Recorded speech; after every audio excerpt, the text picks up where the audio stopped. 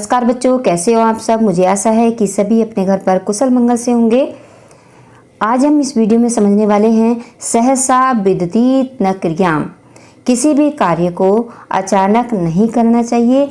इस पाठ का अनुवाद सहसा विदित न क्रियाम। ये पाठ कक्षा 8 की अनिवार्य हिंदी का पंचम पाठ है और इसका शेष भाग हम पिछली वीडियो में भी पढ़ चुके हैं, लेकिन जिन्होंने वो नहीं देखा है तो डिस्क्रिप्शन बॉक्स में उसका लिंक लगा हुआ है, आप उस वीडियो को ज़रूर देख लें। लेकिन फिर भी जो आज इस वीडियो को देख रहे हैं, हम उनके लिए फिर से इस पाठ का अनुवाद का रिवीजन कर लेते हैं। पाठ का अनुवाद करने से पहले हम इसका जो पाठ है, जो नाम दिया है सहसा विदिति न क्रियाम, यानी कोई भी कार्य अचानक नहीं करना चाहिए, उसकी हम शिक्षा जान लें तो पाठ को पढ़ने का और अधिक आनंद आएगा, जानने का मन करेगा, पढ़ने का मन करेगा। ये किसी भी कार्य को अचानक नहीं करना चाहिए। कभी कभी क्या होता है कि हम जल्दी में बहुत अधिक फैसला ले लेते हैं और बाद में हमें पता चलता है कि जो हम बात सोच रहे थे वो तो थी ही नहीं, लेकिन हम अपना फैसला ले लेते हैं और बाद में हो जाता है हमारा बहुत अधिक नुकसान। तो कोई भी कार्य करने से पहले उस पर विचार कर लें, विमर्श कर लें और फिर कोई फैसला ले, ताकि भविष्य में आपका कोई नुकसान ना हो। तो इस कहानी में भी एक ऐसी ही कहानी है कि और अगर आप पूरा जानेंगे, समझेंगे तो आपको बहुत ही कुछ सीखने को मिलेगा इस पाठ से। तो चलिए शुरू करते हैं इसका अनुवाद। ये है कक्षा 8 की अनिवार्य हिंदी। कुछ बच्चों को ये रहता है कि हमें संस्कृत नहीं पढ़नी, हमने तो संस्कृत ली नहीं है, लेकिन ऐसा नहीं है। जो आपकी 8वीं की किताब है, पुस्तक है, उसके लास्ट में अनिवार्य संस्कृत लगी हुई है, वो आपको पढ़ना ही है, चाहे आपके पास संस्कृत हो चाहे ना हो। तो उसी का ये 5वां पाठ है अनिवार्य संस्कृत का। पाठ का नाम है सहसा विदिति न क्रियाम। पाठ में आप बहुत ही अच्छी शिक्षा लेने वाले हैं, ध्यान से समझिएगा। बच्चों को बहुत ही मुश्किल होता है संस्कृत का अनुवाद समझना, लेकिन जब आप इस वीडियो के अंत तक पहुंचेंगे तो आपको लगेगा कि संस्कृत का अनुवाद करना तो बहुत ही सरल है। संस्कृत में कुछ विभक्ति चिन्ह होते हैं, उसको आप याद रखिए। जैसे यहाँ पर आया है आदर्श और ये इससे, ठीक है। ये जहां भी लगता है षष्ठी विभक्ति का एक वचन है और इसका मतलब हो जाता है का, के या की, ठीक है। और जो एक ही मात्रा लगी होती है, ये सप्तमी विभक्ति का एक वचन है। इसका अर्थ होता है जहां भी ये लगता है या तो में होता है या पे होता है या पर होता है। और ये आसीत, आसीत का मतलब होता है था। अब देखिए, ईस्वी वर्षस्य सप्तम शताब्द्या महाराष्ट्र प्रांते आसीत राजा विष्णुवर्धन। इसका अनुवाद हुआ 7वीं शताब्दी में महाराष्ट्र प्रांत में विष्णुवर्धन राजा था। सप्तम शताब्दिया यानी 7वीं शताब्दी में महाराष्ट्र प्रांत में विष्णुवर्धन नाम का राजा आसीत मने था। तस्य का अर्थ होता है उसकी। राजसभाया महाकवि भारवी राजकवि आसीत। इसका अर्थ भी था और इसका भी, या था भी होता है और थे भी होता है, ठीक है। तस्य राजसभाया, उसकी राजसभा में महाकवि। जब आपको संस्कृत से हिंदी बनानी होती है तो ये जो विसर्ग लगे होते हैं दो, इस तरह से ये हटा देते हैं, ठीक है। तस्य राजसभाया महाकवि, उसकी राजसभा में महाकवि भारवी राजकवि आसीत, राजकवि था, ठीक है। तो यहाँ से आप ये विसर्ग हटा दीजिए जब हिंदी लिखेंगे। उसकी राजसभा में महाकवि भारवी राजकवि था। तस्य महाकाव्य किराता अर्जुनीयम पुरा कालदेव अत्यंत प्रसिद्ध वर्तते। अब आपने तस्य को जान लिया, तस्य का अर्थ क्या होता है, उसका, उसके लिए तस्य आता है, ठीक है। उसका महाकाव्य, कौन सा महाकाव्य, किराता अर्जुनीयम, प्राचीन काल से ही अत्यंत प्रसिद्ध वर्तते है। एव का अर्थ भी होता है, एव का अर्थ ही, ठीक है। जहां भी एव आएगा आप उसको ध्यान रखिए, एव का अर्थ होता है ही। इसका अनुवाद आप कितने आसान से कर सकते हैं। देखिए तस्य माने हो गया उसका, महाकाव्य अंक की बिंदी को इसको हटाएंगे, ठीक है, ये जो लगी हुई है अनुसार यहाँ पर, उसका महाकाव्य किरातार्जुनीयम, पूरा काल का अर्थ होता है प्राचीन काल, और एव लगा है ही, प्राचीन काल से ही अत्यंत प्रसिद्ध है। भारवी बाल्यकाले, अब यहाँ पर देखिए एक ही मात्रा आपको दिख रही है, इसका मतलब हो जाएगा में, ठीक। और भारवी के नाम से जो दो विसर्ग बिंदु लगे हैं, विसर्ग लगे हैं, जिसको विसर्ग बोलते हैं बिंदु को, ठीक है, ये हटा देंगे तो हिंदी अनुवाद हो जाएगा भारवी बाल्यकाले, यानी बाल्यकाल भी लिख सकते हैं और बचपन भी लिख सकते हैं, ठीक है। बचपन में, भारवी बालकाल में, बाल्यकाल में या बचपन में। मेहता, मेहता का अर्थ होता है बहुत, परिश्रमेण, अब यहाँ पर जो एण लगा हुआ है, एण जहां भी लग के आए तो उसका अर्थ होता है से, ठीक है। ये आप याद कर लेंगे तो हर पाठ में आपको मदद मिलेगी अनुवाद करने में, ठीक है।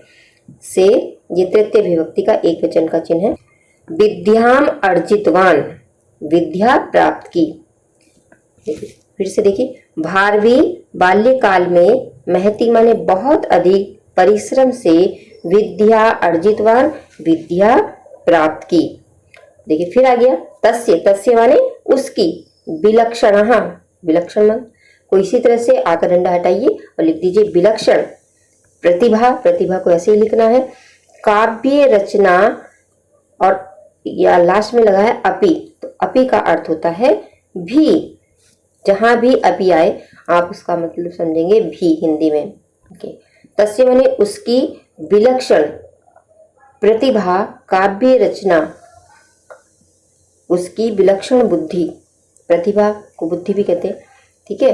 उसकी विलक्षण बुद्धि, उसकी प्रतिभा काव्य रचना करने में प्रवृत्त थी, यानी जो भारवी थे वो बचपन से ही बहुत अधिक परिश्रम से उन्होंने विद्या प्राप्त की, और बचपन से ही उन्हें काव्य रचना करने में उनकी जो बुद्धि थी वो बहुत ही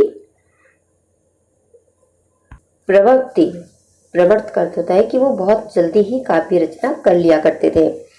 स सर्वदा विद्वत्सु सोत्साहसम उपातिष्ठत्। सह का अर्थ होता है वह, ठीक है, वह, सर्वदा मन हमेशा, विद्वत्सु जहां पर सु लगे, सु भी सप्तमी विभक्ति का बहुवचन है और सु का अर्थ भी होता है में, पे, पर, ठीक है, लेकिन ये बहुवचन में आता है। वह हमेशा विद्वानों की उत्साहम, बड़े उत्साह के साथ विद्वानों की सभाओं में उपस्थित होता था। तत्र माने वहां, तत्र माने वहां, देखिए इन दोनों को याद कर लीजिए, तत्र माने वहां होता है और अत्र माने यहां होता है। तत्र पंडिते सह अनेक बारम चातुर्ण्य शास्त्रम अकरोत्, इसका मतलब है, इसका अनुवाद है कि वहां पंडितों के साथ अनेक बार चतुराई से शास्त्र करता था। सह कवि सम्मेलन सुनिरंतर काव्यम अश्रवावत, वह कवि सम्मेलन में निरंतर कविता सुनाता था। श्रोतारः तस्य रम्यम काव्यम श्रुत्वा भृशं प्रसन्ति स्म। श्रोता लोग उसकी सुंदर कविता सुनकर के बहुत ही प्रशंसा करते थे। जब वह कविता सुनाता था तो श्रोतागण, जो श्रोता होते हैं जो उनकी कविता सुनते थे, श्रोता लोग उनकी सुंदर कविता सुनकर बहुत प्रशंसा करते थे। इत्यं काव्य कलाया तस्य कीर्तिलता अल्पनेव कालेन चतुर्दिशं प्रसार्यत। इस प्रकार काव्य कला में उसका यश अल्पकाल में ही चारों दिशाओं में फैल गया। अल्पकाल का मतलब है बहुत थोड़े समय में ही चारों दिशाओं में फैल गया। भारवे पिता पुत्रस्य काव्य यशसा मनसि अत्यंत संतुष्ट च आसीत्। भारवी का पिता पुत्र के काव्य यश से मन में अत्यंत प्रसन्न और संतुष्ट था। तथापि स्वयं वत्सा भारवी कदापि न प्रशंसत, मतलब मन से तो प्रसन्न थे उनके पिता भारवी के, लेकिन कभी भी वाणी से भारवी की प्रशंसा नहीं करते थे।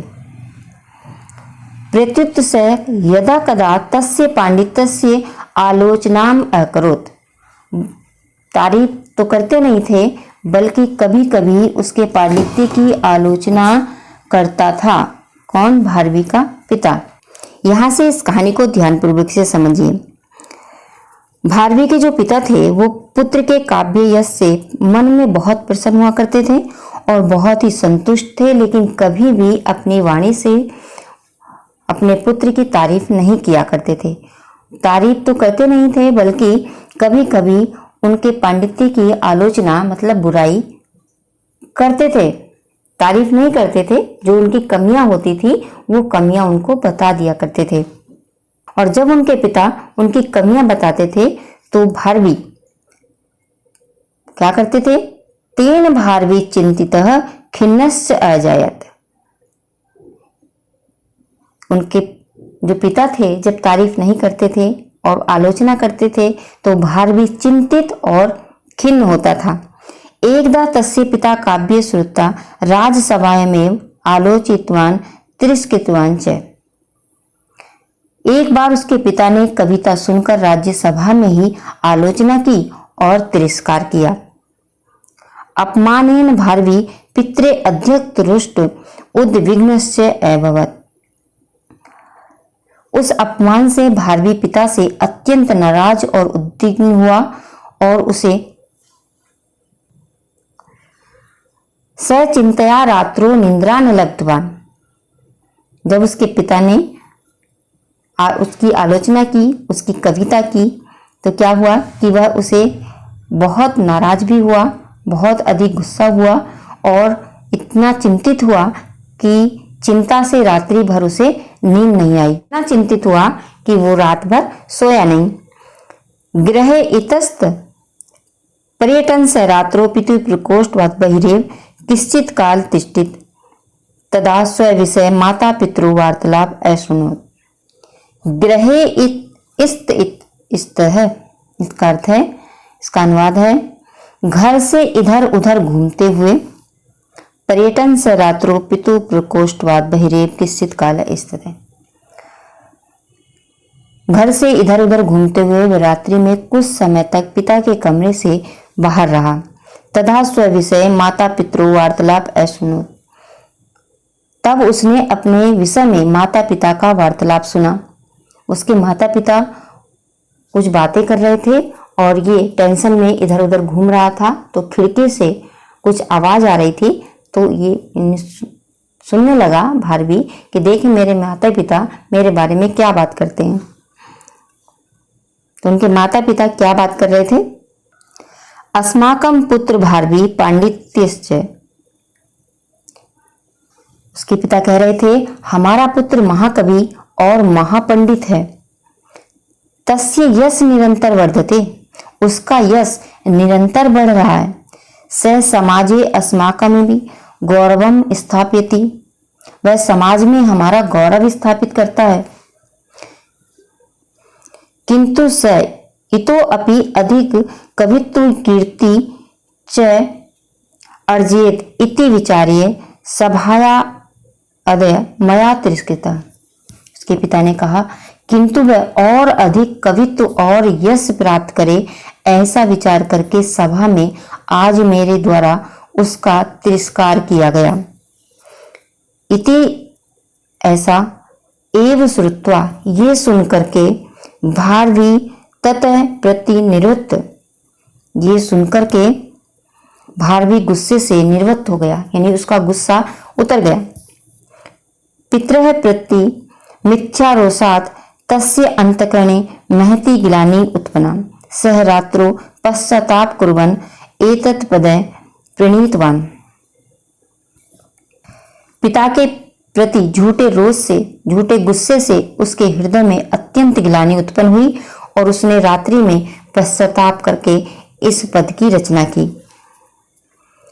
सहसा विदिति न क्रियाम अविवेके परम आपदा पदम वृणते ही विमस्य कारणे गुणलब्धा स्वमेव संपदा।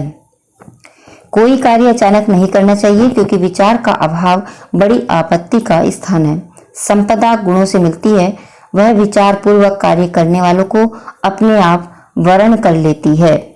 इसका अर्थ है कि कोई भी कार्य अचानक नहीं करना चाहिए, क्योंकि अगर हम किसी पर कोई फैसला लेने जा रहे हैं और उससे पहले कोई विचार नहीं करते हैं तो हमारे सामने बहुत बड़ी आपत्ति आ जाती है, क्योंकि बिना सोचे समझे हमने फैसला ले लिया और कार्य कर जाते हैं और उसका नुकसान हमें बाद में भुगतना पड़ता है। और कभी कभी ऐसा भी होता है कि जो हम सोच रहे थे वो बात तो थी नहीं और हमने वो फैसला ले लिया और बाद में अपने आप को बहुत ही आत्मग्लानि होती है। आगे उन्हें बताया कि वरणते ही विश्व कारणीय गुण लब्धा स्वमेव संपद। संपदा गुणों से मिलती है। अगर आपके पास गुण है तो संपदा अपने आप आपके पास चली आएगी। वह विचार पूर्वक कार्य करने वालों को अपने आप वर्ण कर लेती है। यानी जो संपदा होती है, सुख संपन्नता होती है, धन धान्य होता है, यानी जिसे हम लक्ष्मी भी कहते हैं। लक्ष्मी खुद अच्छे विचार पूर्वक कार्य करने वाले व्यक्ति को स्वयं वर्ण करती है, स्वयं उसके पास आकर के रहना चाहती है। तो आज हमने इस वीडियो में समझा सहसा वित्तीय क्रियाम पाठ का अनुवाद। अगर कुछ समझ में नहीं आया है तो कमेंट बॉक्स में आप जरूर पूछिएगा, आपको आपके कमेंट का जरूर जवाब दिया जाएगा, उत्तर दिया जाएगा। ये वीडियो आपको कैसी लगी, आपको समझ में आया कि नहीं आया, कमेंट में जरूर बताइएगा। और अगर आप चैनल पर नए हैं तो चैनल को सब्सक्राइब कर लेना। घंटी जो है पास में ही दिखाई दे रही है उसको प्रेस कर लेना, ताकि अगली वीडियो का नोटिफिकेशन सबसे पहले आपके पास आ जाए और आप किसी भी वीडियो को देखने से वंचित ना रहें। वीडियो को देखने के बाद अपने मित्रों के साथ जरूर शेयर करें ताकि इस वीडियो का लाभ दूसरों को भी मिले। तो आज इस वीडियो में बस इतना ही, मिलते हैं फिर किसी दूसरी वीडियो में।